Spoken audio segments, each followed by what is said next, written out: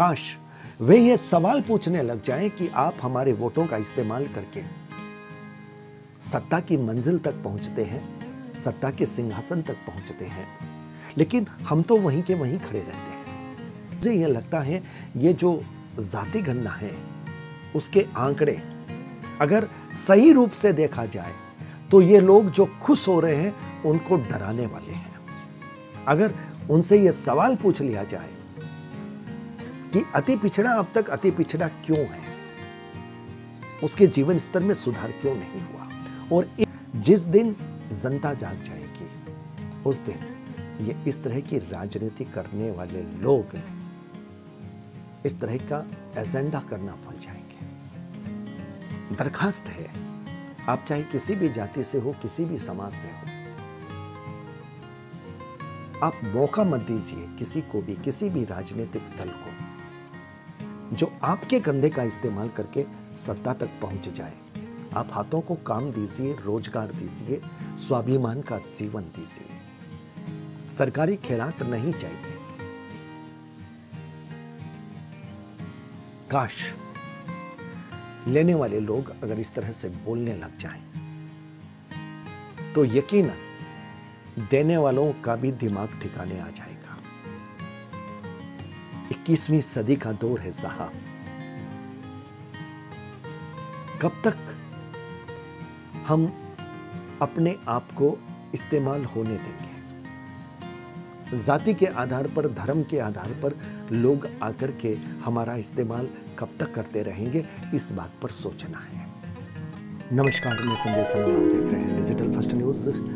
दोस्तों, जातिगत जनगणना के आंकड़े आने के बाद वे लोग सबसे अधिक खुश हुए हैं जिन्होंने बिहार पर सबसे अधिक राज किया। सोचने की बात यह है कि इतने वर्षों तक राज करने के बाद भी अगर आप जिनकी राजनीति करते हैं, दलित वर्ग की, पिछड़े वर्ग की, अति पिछड़े वर्ग की, उनकी जिंदगी को अगर आपने आसान नहीं किया, उनके लिए अगर आपने काम नहीं किया, उसके बाद भी इन आंकड़ों को सुनने के बाद, पढ़ने के बाद आपके चेहरे पे मुस्कुराहट आ रही है, तो बात साफ है कि जातिगत वोट पर अपना अधिकार समझ करके सत्ता की कुर्सी तक पहुंचने की जो चाल है, हम सत्ता की पगडंडी देख रहे हैं कि हमें कौन सी पगडंडी सत्ता के मुकाम तक ले जा सकती है। इस जातिगत जनगणना से अगर हमारे पिछड़े, अति पिछड़े वर्ग की उन्नति होती हो, उनको लाभ मिलता हो, तो किसी को कोई आपत्ति नहीं होनी चाहिए, अच्छी बात है। लेकिन उनको लाभ नहीं मिलता, उनकी राजनीति जो करते हैं लाभ उनको मिलता है और वो अपने लाभ के लिए खुश हो रहे हैं। उन्हें जब यह लगता है कि मैं जिस समाज से आता हूं उसका इतना वोट बैंक है, तो जाति के नाम पर मुझे इतना वोट मिल जाएगा। और ये हमारे देश का दुर्भाग्य है कि लोग आज भी जाति के आधार पर वोटिंग करते हैं, व्यक्ति के आधार पर वोटिंग नहीं होती, प्रिंसिपल्स और मॉरल्स के आधार पर वोटिंग नहीं होती। यह दुर्भाग्य है। और तभी इस तरह की राजनीति जो काम नहीं करती लेकिन जाति के आधार पर वोट का अधिकार समझती है, जब भी चुनाव की बात आती है, जातिगत निर्णय, जातिगत मुद्दे, और फिर जाति की तकरीर शुरू हो जाती है। सवाल सिर्फ इतना सा है कि बिहार में लालू जी ने सबसे अधिक राज किया, नीतीश बाबू ने भी राज किया, बीच में पार्टनरशिप थोड़ी बीजेपी की भी रही, लालू यादव जी के साथ रही। सवाल सिर्फ इतना सा बनता है कि आपके इतने टर्म राज करने के बाद भी अति पिछड़ा ही क्यों रहा? वो अति पिछड़े से उस स्थिति में क्यों नहीं आया जहां पर उसे हम अति पिछड़ा या पिछड़ा नहीं कह सकते? हमने उनके जीवन स्तर को क्यों नहीं सुधारा? हमने उनकी जिंदगी को सहज, सरल और आसान क्यों नहीं किया? हमने उनको शिक्षा के क्षेत्र में आयाम क्यों नहीं दिए? रोजगार के क्षेत्र में उनको मुकाम क्यों नहीं दिया? हमने उनको वो सम्मान क्यों नहीं दिया? इस बात का जवाब राजनीति नहीं देगी। और मजे की बात यह है, हमारे जो पिछड़े और अति पिछड़े भाई हैं, वे भी उनसे यह सवाल नहीं पूछते। काश वे ये सवाल पूछने लग जाएं कि आप हमारे वोटों का इस्तेमाल करके सत्ता की मंजिल तक पहुंचते हैं, सत्ता के सिंहासन तक पहुंचते हैं, लेकिन हम तो वहीं के वहीं खड़े रहते हैं। कुछ अपवादों को छोड़ करके एक बड़ी तादाद अब भी वैसी ही जिंदगी जी रही है। इसलिए मुझे यह लगता है ये जो जाति गणना है उसके आंकड़े अगर सही रूप से देखा जाए तो ये लोग जो खुश हो रहे हैं उनको डराने वाले हैं। अगर उनसे यह सवाल पूछ लिया जाए कि अति पिछड़ा अब तक अति पिछड़ा क्यों है, उसके जीवन स्तर में सुधार क्यों नहीं हुआ। और एक दूसरी बात, जाति के आधार पर जो हम अलग अलग जाति की गणना कर रहे हैं, ये कहीं ना कहीं मुझे ऐसा लगता है कि हम बांटने की कोशिश कर रहे हैं। एक बात मुझे बताइए, मैं मानता हूं कि पिछड़े वर्ग, अति पिछड़े वर्ग की स्थिति ऐसी है कि उनको विशेष व्यवस्था, विशेष सुविधा दी जानी चाहिए। लेकिन आप ये भी मानेंगे कि बहुत सारे ऐसे वर्ग हैं जिनकी स्थिति बहुत अच्छी हुई है, उसके बाद भी वो उसका लाभ ले रहे हैं। एक ही परिवार सरकार की उस सहायता का बराबर लाभ ले रहा है और उस जाति के दूसरे लोगों को वो लाभ नहीं मिल रहा।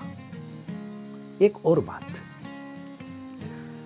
क्या सामान्य वर्ग में व्यक्तियों की स्थिति दयनीय नहीं होती? क्या सामान्य वर्ग में व्यक्ति निर्धन नहीं होते? क्या उनकी स्थिति यह नहीं होती कि उनके पास नौकरी नहीं है, उनके पास 2 वक्त खाने का साधन नहीं है?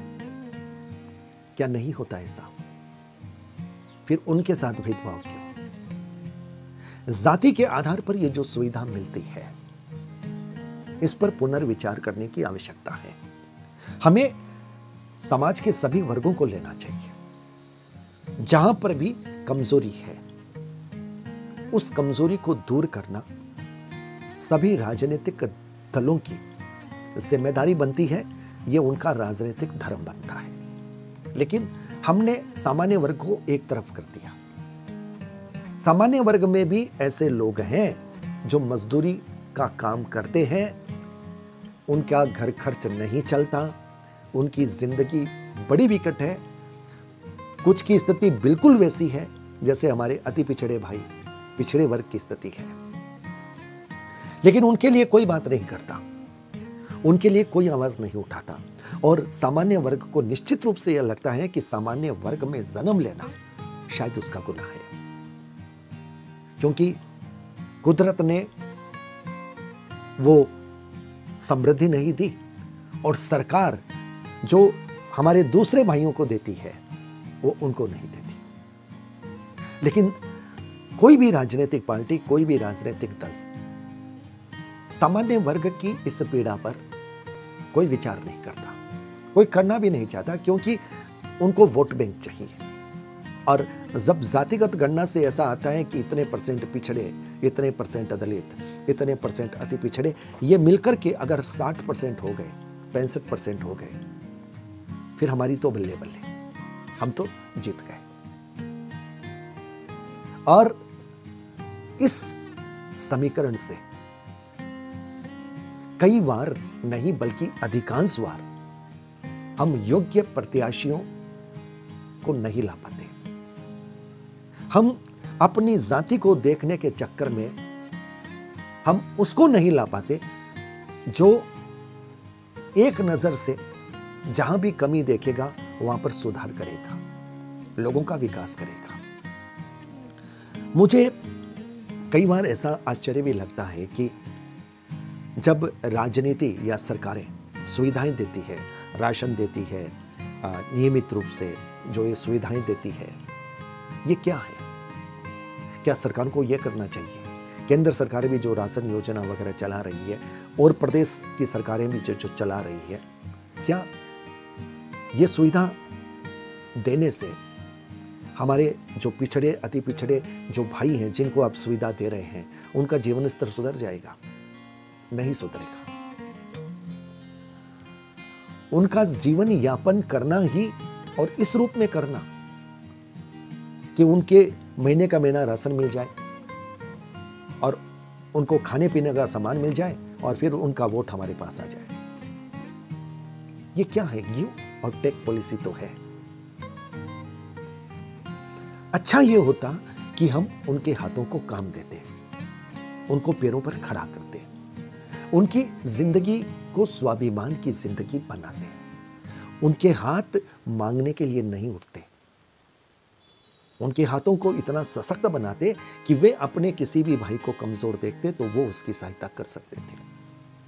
लेकिन अफसोस है कि न तो केंद्र सरकार, न कोई सरकार, न कोई राजनीतिक दल इस विषय पर गंभीरता से विचार करता है, नहीं करता। सबको वोट लेने हैं, सबको अपने अपने तरीके से, अपने अपने स्टाइल से जाति की राजनीति करनी है। हमने राशन दिया, हमने ये सुविधा दी, हमने वो दिया, हमने मकान दिए, हमने ये कहा, हमने वो कहा, और ये वोट अब हमारे पास। और वोट मिलते हैं क्योंकि देखिए, जिस वर्ग को जो सुविधा मिलेगी, उसको महीने का राशन मिलता है, तो उसके लिए फिर वही है, वोट उन्हीं को दिया जाएगा। उनके मन में एक भावना रहती है कि हम एहसान फरामोश क्यों बने। ठीक है, ये उनका दोष नहीं है, लेकिन दोष है हमारी राजनीति का, हमारी उस व्यवस्था का जो लोगों के हाथ मांगने के लिए ही बिछाए रखती है, लोगों के हाथों को सशक्त करने की कोशिश नहीं होती। यह दर्द है। कोशिश इस बात की होनी चाहिए। अभी ये जो जातीय जनगणना की जो बातें हैं, ये राजनीति किसी जाति का भला करने के लिए नहीं करवा रही, ये अपना भला करने के लिए करवा रही है। अब इसमें भी कई बार दाव उलट पड़ जाता है। अब नीतीश बाबू जिस जाति से आते हैं उसका वोट प्रतिशत देखिए, और लालू यादव जी का जिस जाति से आते हैं उनका वोट प्रतिशत देखिए। और अब एक बात और चल रही है, ये जो जाति जनगणना का जो आंकड़ा आया है उसमें ओबीसी ग्रुप की बात आई है। अब सोशल मीडिया में है कि इसका मतलब तो फिर मोदी जी 2024 के लिए फिर पक्के हो गए, ओबीसी से आते हैं, प्रधानमंत्री तो ओबीसी का ही बनना चाहिए। अब आप दूसरे को तो ला नहीं सकते। एक बात कही जाती है कि जिसकी जितनी ज्यादा तादाद है उसकी हिस्सेदारी उतनी होनी चाहिए। मेरा एक सवाल है, इसका मतलब जो अल्पसंख्यक, सबसे कम, उसकी तो फिर हिस्सेदारी होनी नहीं चाहिए। यह मतलब जो नियम बन रहे हैं, जिस आधार पर एजेंडे चल रहे हैं, राजनीति अपने वोट बैंक के लिए जो फिक्स कर रही है चीजें, जो मूल्य फिक्स कर रही है, बहुत खतरनाक है ये। होना क्या चाहिए? होना ये चाहिए कि जो सबसे कम है उनको कुछ विशेष अधिकार मिलना चाहिए, उनको प्रतिनिधित्व मिलना चाहिए। लेकिन यहां तो उल्टी है कि जिसकी ज्यादा तादाद है, जितनी ज्यादा मात्रा में जिनकी जनसंख्या है, उसकी हिस्सेदारी उतनी ज्यादा, उसकी भागीदारी उतनी ज्यादा होगी, क्योंकि उसका वोट बैंक है। ये हमारे भारत देश के लोकतंत्र की एक तस्वीर है ये, कि डेमोक्रेसी का उपयोग हम किस रूप में करते हैं, अपनी जातियों का, धर्मों का, पंथों का, संप्रदायों का उपयोग हम वोट बैंक के लिए किस तरह से करते हैं। यह राजनीति, लानत है इस पर। काश यह समझा होता कि हमारा कोई भी भाई, कोई भी वर्ग, कोई भी जाति कमजोर न रहे। जहां भी कोई कमज़ोर हमें नज़र आएगा, उसको हम मजबूत करने की ईमानदारी से कोशिश करेंगे। न हम हिंदुओं की जातियों में अलग अलग डिवीज़न करेंगे, न ही हम मुसलमान में करेंगे। हमारे लिए सब एक समान है, हिंदू, मुस्लिम, सिख, ईसाई, जैन, बौद्ध, सब भाई भाई। वो जो गीत है, उस गीत की तर्ज पर हम बात करेंगे, लेकिन नहीं होती वो बात। और अब बिहार के आंकड़ों को देख करके यूपी में जो समाजवादी पार्टी के नेता हैं वो मचल रहे हैं, क्योंकि वोट उनको जाति से ही लेने हैं, विकास से नहीं लेने, काम से नहीं लेने। और ये साहब तब तक चलेगा जब तक जनता इसे होने देगी। जिस दिन जनता जाग जाएगी, उस दिन ये इस तरह की राजनीति करने वाले लोग इस तरह का एजेंडा करना भूल जाएंगे। दरखास्त है, आप चाहे किसी भी जाति से हो, किसी भी समाज से हो, आप मौका मत दीजिए किसी को भी, किसी भी राजनीतिक दल को जो आपके कंधे का इस्तेमाल करके सत्ता तक पहुंच जाए और आपको बिल्कुल कुछ इस तरह से दे दे, जैसे मैं वो शब्द प्रयोग करना नहीं चाहता, आप समझ लीजिए। स्वाभिमान की जिंदगी सभी जातियों को, सभी धर्मों के लिए ये पहली प्राथमिकता है। आप देते रहें और हाथ हमेशा मांगने वाले जैसे बने रहें, ये कोई राजनीति नहीं है, ये कोई नीति नहीं है। और ये सरकार चाहे केंद्र की करे, चाहे कोई भी प्रदेश सरकार करे, किसी भी राजनीतिक दल की यह मंशा स्वीकार्य नहीं हो सकती। आप हाथों को काम दीजिए, रोजगार दीजिए, स्वाभिमान का जीवन दीजिए, सरकारी खैरात नहीं चाहिए। काश लेने वाले लोग अगर इस तरह से बोलने लग जाएं, तो यकीनन देने वालों का भी दिमाग ठिकाने आ जाएगा। उन्हें भी लगेगा कि ये खैरात देकर के वोटर नहीं लिए जा सकते, और जातिगत जनगणना के आंकड़े देख करके किसी को सरकार नहीं सौंपी जा सकती। उन्हें महसूस होना चाहिए, आपकी ये आवाज़, आपका ये अंदाज उन तक जाना चाहिए। ये निवेदन है।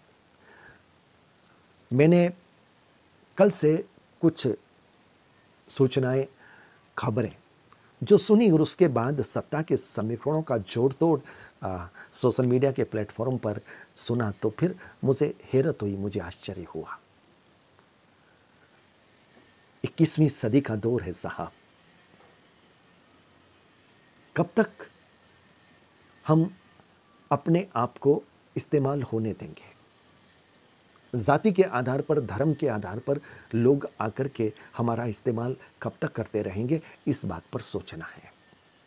विकास की बात होनी चाहिए, डेवलपमेंट दिखाइए, आप हमारे लिए क्या करेंगे, हमें हमारे हाथों को काम दीजिए, शिक्षा दीजिए, स्वाभिमान का जीवन दीजिए। ये डिमांड होनी चाहिए। पहले ये कीजिए, उसके बाद वोट की बात कीजिए। लेकिन देखिए साहब, लोग करते नहीं, लेकिन आपकी जाति की संख्या को देख करके अपनी सीट पक्की कर लेते हैं।